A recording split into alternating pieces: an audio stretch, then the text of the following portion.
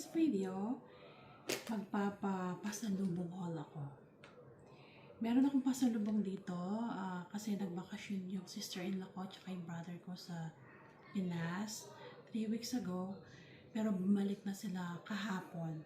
So, ito yung mga pasalubong namin pero kulang pa to kasi hindi pa siya nakapag-unpack. So, she's gonna give us some more maybe next week. Pero itong mga to ang mga gusto namin. So, unahin ko dito, merong luncheon meat, chicken. I never tried chicken flavor. We have here, but I always get yung regular na pork. I normally get the less sodium, no? So, matry na nga natin to. Mukhang masarap, diba? And then we have here banana chips.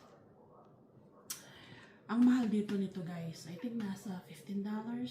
Kaya nagpabili ako. Binuksan ko na kanina para matikman. Masarap naman. So, pasok ito. Pasado. Sarap nito, guys. Favorite din ito ni nanay. So, sorry guys. Diyan merong tarts. Gusto din namin ito. Ito yung Susie's Cuisine.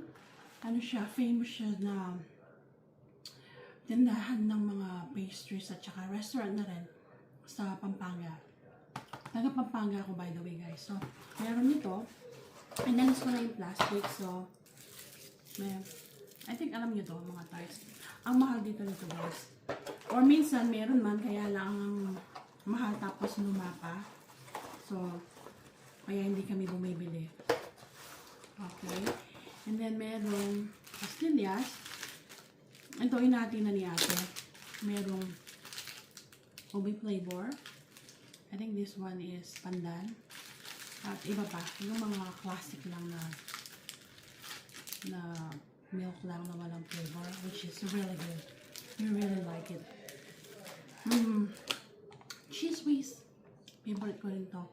Meron dito yung nakabote. Merong yung malait that was I think it's like $5 yung maliit. Tapos minsan lumana, walang gaanong bumibili kasi ang mahal. I mean, dapat sana sinisale na lang, 'di ba? Para mabilis yung flow ng products. Kaya para hindi na naman. Anyway, nagpabili ako. Ito ang gusto ko kasi nga nakapakete lang siya. And then ito, wala din dito nito.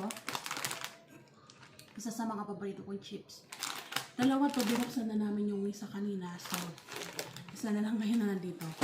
And then ito guys, napakasarap. Both tarts. May tatlong packs na niligay si ate.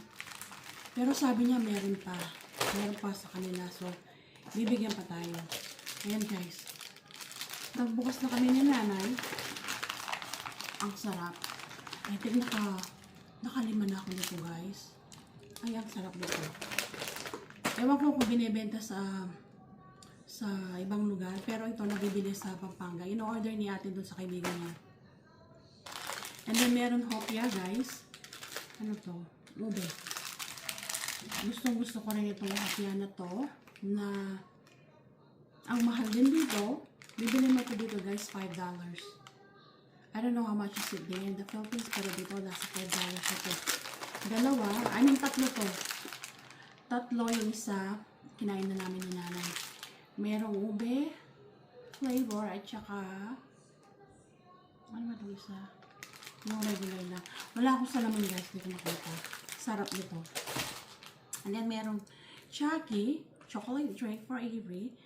Alam nyo guys, natatandaan ko kasi meron kaming sari-sari store noon sa Pinas. Nung nagtitinda kami, ang alam ko medyo malaki ito eh. At ang liit. Meron dito sa States, different brand. Ganong size. Alam mo, yun ang alam kong size. Ba't ngayon ang liit? Siguro para mas affordable, you know. Alam ko tumaas ang million para kaya pa rin bilhin. Kaya liniitan na lang. And then of course, merong bawang na chili cheese flavor. Dalawa to guys, binuksan ko na rin yung isa. Alam niyo naman, di ako makatiis. So, ang sarap. Gusto ko rin yung yung garlic flavor na boy bawang at saka yung meron ding adobo flavor na alam ko eh. Masarap din yun. And then merong corn bits na original flavor na may garlic. Masarap din to. I'm sure alam ito guys na masasarap. Pero ang mahal dito, nasa $2.50, almost $3. And this one maybe I think $2 na yan. Kung magsugo.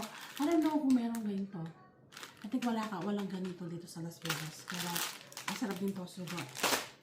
And then ito, in-order din ito ni ate dun sa kaibigan niya. Mani. Adobong mani. Gusto ko to, na may bawang. Alam niyo guys, pag kinakain ko to, ewan ko kung kayo din. Dinalagyan ko ng ano tawag dito? Cornic. Ang sarap, diba? Kasi may suka. Dito, yung may suka. Sarap. So, ito, pagsamahin ko mamaya to. So, para meron akong snack mamaya. And then ito, crispy patata. Dalawa din dito, guys. Kinain ko na rin yung isa. Kami ni nanay. Wala din dito. Ang alam ko dati, binibenta dito eh. Ewan ko why they stop selling it. Ang sarap. Very light and ewan ko, panalo to sa akin. So, nakakain na namin isa. So, ito lang muna ang i-haul ko kasi nga, yung iba hindi pa na-unpack ni ate. Pero masaya na ako, guys. Mahilig ako sa sweets. Kaya, ayan. Malamig na dito guys, kaya naka-sweater ako. Naka-turn on na rin yung heater namin. I mean, fireplace heater. Meron din kaming heater na centralized. Kaya lang madalan ko lang buksan yun kasi yung amoy. Ayoko siya pag sobrang lamig. Pero ngayon carry pa. Kaya yun, okay na yun. Tapos meron kami yung mga maliliit na affordable na heater. So, yun muna. I think that's it for today. I'm gonna snack on. Ito, bukas na lang ulit kasi nakalimutan ako. So, that's it for today guys. Thanks for watching. Bye!